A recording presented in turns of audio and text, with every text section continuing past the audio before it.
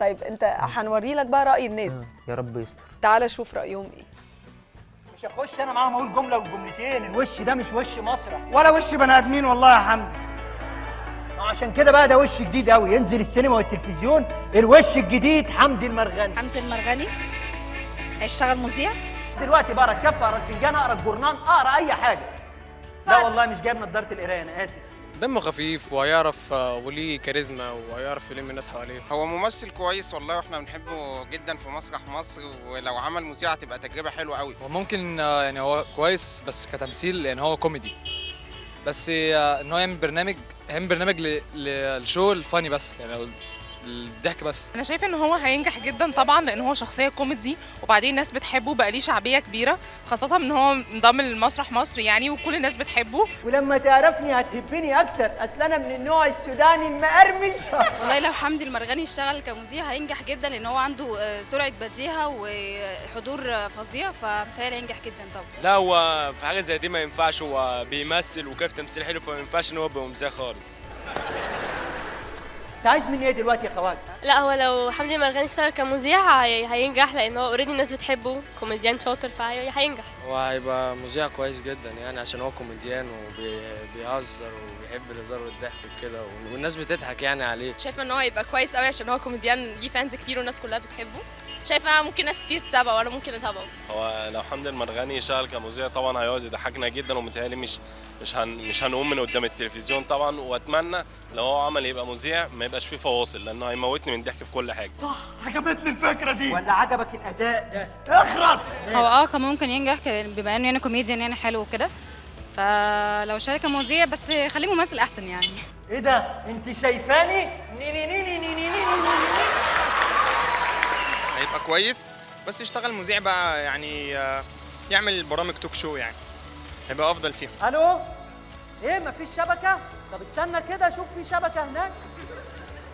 استنى هنا برضه مفيش شبكه، هنا في شبكه. دي شبكه قشطه قوي. خلاص قالوا لك اعمل برنامج، بعتوا الفيديو ده بقى للمنتجين، مش هيقوموا من قدام التلفزيون. لا المونتاج تحفه. يعني انت القرار اللي انت خايف منه لا ما تترددش، خده. ما هو شكل اندي كده كده، ما يعني في الشغل هنتجه للبرامج كده. طب قول لي انت في فكره معينه في دماغك، ايه اللي انت عايز تقدمه؟ بص يعني انا في ناس كتيره رابطه ان انا كنت ستاند اب، دي معلومه منتشره جدا، بعد كده مثلت. انا العكس تماما، انا كنت بمثل، جينا في الوقت اللي هو بتاع السعي في الاول ما فيش حاجه نعملها، فكان ليا صديق اسمه صلاح الدالي، كان وقتها بيعمل برنامج ستاند اب كان بتاعه هو على قناه ما، فقال لي تعالى يا حمدي، قلت له ايه ستاند اب؟ انا ما عنديش. قال لي لا ده انت هتنفع في الموضوع.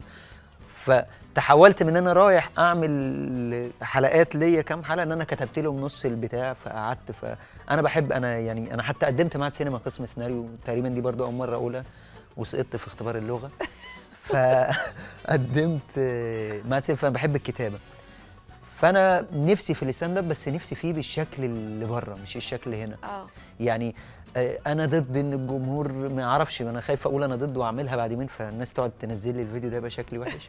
بس فكره ان الجمهور يبقى قاعد وبتاع وابقى انا محضر، لا انا بره بيعجبني الستاند اب، فكرته اصلا ان ناس تقول لي على الهوا يتكلم في موضوع كذا، فبتبقى التجربه ألذ. يعني ابقى قاعد وفي ناس، فحد يقوم يقول لي مثلا ما اتكلمنا عن كذا، اتكلمنا عن الفرق ما بين الانسان مثلا البدائي والانسان مش عارف ايه. انت عايز ترتجل؟ انا بحب الارتجال جدا. قولي الناس ليه زعلت منك لما انت قلدت الفنان الراحل الكبير احمد زكي؟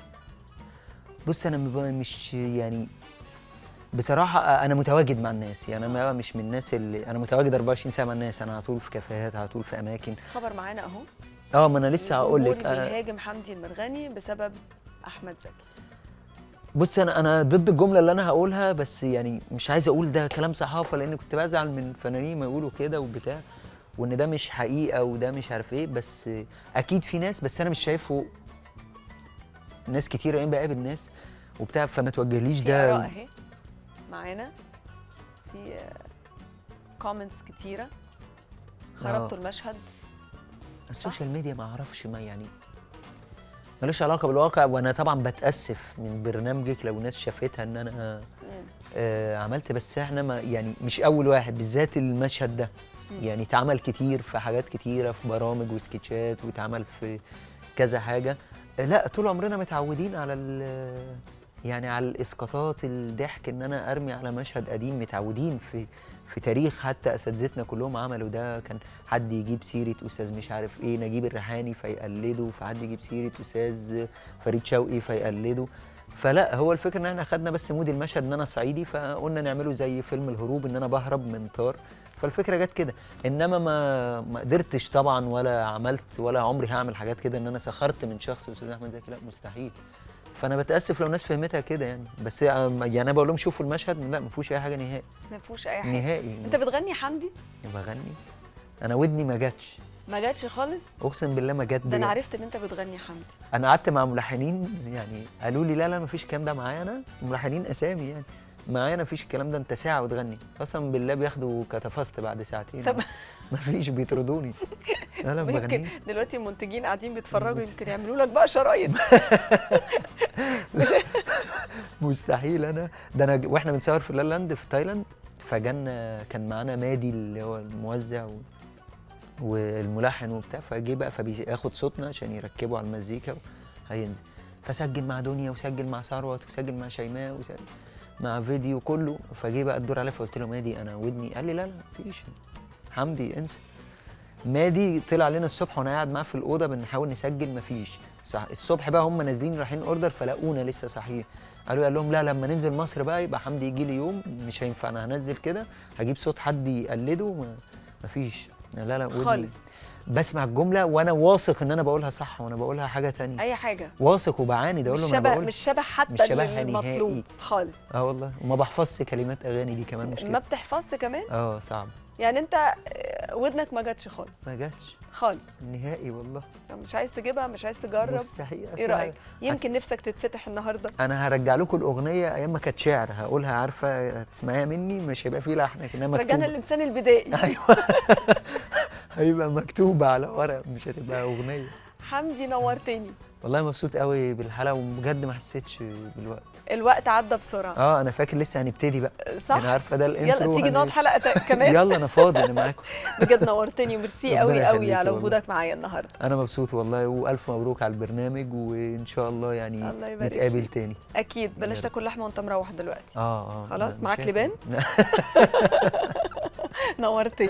ربنا يخليكي. ربنا يخليكي. استنوني بكره في الجزء الثاني من حفله 11. تصبحوا على خير.